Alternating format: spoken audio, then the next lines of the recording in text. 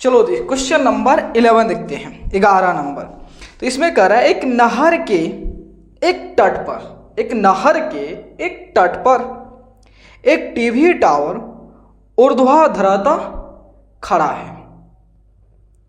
Tower के ठीक सामने दूसरे तट के एक अन्य बिंदु से टावर के शिखर का उन्नयन कोण 60 डिग्री है।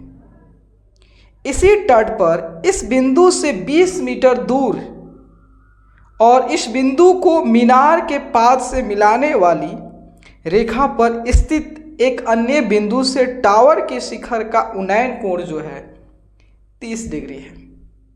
टावर की ऊंचाई और नहर की चौड़ाई ज्ञात करनी।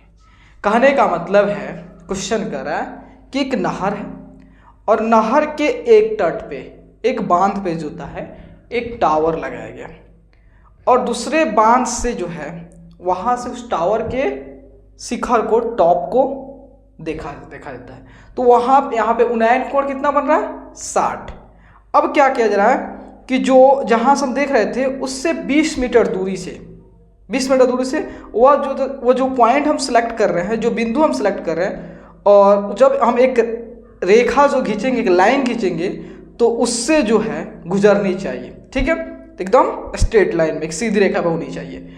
तो वहाँ से जब हम देख रहे हैं तो उन्नयन कोण जो है वो आपका 30 डिग्री बन रहा है। तो कह रहा है कि जो नहर की ये चौड़ाई है, ये नहर की चौड़ाई कितना होना चाहिए और ये टावर जो है, जो लगाया गया यहाँ पे टावर, उसकी ऊंचाई क्या होनी चाहिए। चलिए तो मान लेते हैं कि ये हमारा क्या है, ये नहर की चौड़ाई है। नहर की चौड़ाई इतना है और यहाँ पे जो है दोस्त, ठीक है, यहाँ पे मैं लिख देता हूँ नहर। ठीक है, नहर है। ठीक है, और यहाँ पे टावर है और यहाँ से कोई बंदा दूसरे यहाँ से देख रहा है, इसके टॉप को देख रहा है। तो यहाँ पे जो होता है उन्नयन कोण जो है आपका कितना बन रहा है 60 डिग्री। ठीक है, और जब क्या होता है, जैसे मान लो इसको, यह हमारा ए बिंदु है, इससे 20 मीटर दूर यहाँ पे, ठीक है, यह हमारा 20 मीटर हो गया। जब यहाँ से इसके टॉप को देख रहा हूँ तो अब जो है हमारा उन्नयन कोण जो है 30 डिग्री बन रहा है। ठीक है, तो कह रहा है कि ये ए बी, ये सी मान लो, ये डी, मतलब नहर की चौड़ाई क्या हो गया, ए बी हो गया। ए बी हमको ज्ञात करना है, ए बी का मान, और दूसरा जो है बी डी का मान, इस बी डी के मान को ज्ञात करना है। चलिए देखिए यहाँ पे क्या बन गया, समझ गया। तो चलिए हम क्या करते हैं, सबसे पहले त्रिभुज आपका ए डी बी में आते हैं। ए डी बी में 10 60 क्या होता है P बटा B, तो बी डी, उसके बाद ए बी। 10 60 कितना होता है, 10 60 कितना होता है √3। आपका ये बी डी है। बी डी, अगर ये बी डी को हम मान लेते हैं कि ये हमारा H है, ठीक है, H है, H मान लेते, तो यहाँ पे हमारा क्या हो गया H बटा ए बी। ठीक है, तो आप करोगे तो √3 ए बी क्रॉस गुना करोगे, ठीक है, H। चलिए अब आते हैं त्रिभुज सी बी डी में। त्रिभुज सी बी डी में यहाँ पे 10 30, तो हमारा जो है P यही हो जाएगा बी डी, और ये हो जाएगा सी बी हो जाएगा। 10 30 कितना होता है 1 बटा √3। बी डी कितना है, हमने इसको H मान के लिखा, तो H हो गया सी बी। तो क्रॉस गुना करोगे तो यहाँ पे आपका हो गया सी बी बटा √3 यह हमारा h हो गया। अब ध्यान देना दोस्त, ये CV जो है, देखना ये CV जो लंबाई है वह CA की जो लंबाई है और AB की लंबाई उससे मिलके बना हुआ है। इसका मतलब ये CA प्लस AB।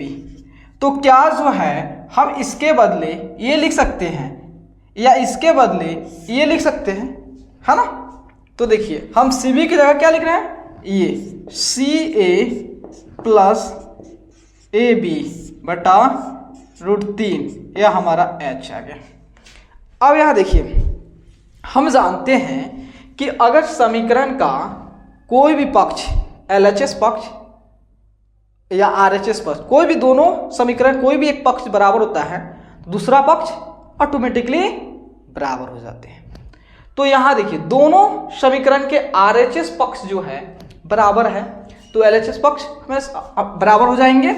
तो इसका मतलब जो है आपका हो गया CA प्लस AB बटा √3 और ये क्या हो गया √3 AB, ठीक है। तो यहाँ देखिए CA प्लस AB, तो रूट से गुना करोगे √3 AB जो है, तो CA प्लस AB कितना हो गया 3AB हो गया। अब यहाँ देखना दोस्त CA की मान कितना दिया है, CA जो है आपका 20 दिया है तो 20 रख दो ना यहाँ पे, तो यह आपका 20 हो गया और यहाँ 3AB माइनस AB तो 20, तो यह आपका 2AB तो 20 बटा 2AB मतलब जो है AB जो है 10 आ गया, 2 से भाग करो 10 मीटर। इसका मतलब जो है नहर की जो चौड़ाई है कितना है 10 मीटर, ठीक है। तो हमारा क्या बोला है, नहर की चौड़ाई, नहर की चौड़ाई 10 मीटर, ठीक है।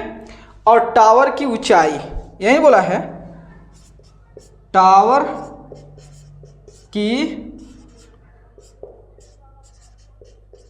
ऊंचाई कितना है वो बता रहा हूं। तो AB कितना है 10, टावर की ऊंचाई क्या है हमारा h। तो इस समीकरण देखिएगा h इक्वल टू क्या लिखा है √3 AB दिया है, तो h √3 हो गया, AB कितना है 10, इसका मतलब 10 √3 दिया है, इसका मतलब हो गया ये 10 √3 मीटर हो गया। चलिए नोट कीजिए।